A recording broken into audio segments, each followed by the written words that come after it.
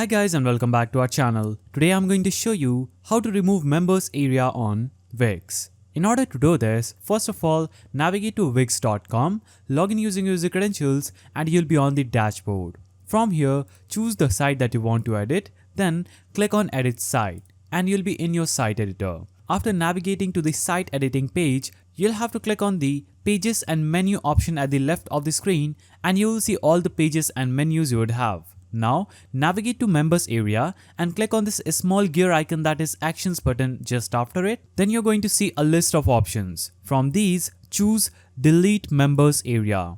After you click on delete members area, it is going to ask you again with a pop-up saying deleting your members area. So choose yes delete and this is instantly going to delete your members page on Wix. So that's how you delete your members area on Wix. If you found this video helpful, please don't forget to give it a thumbs up and thanks for watching.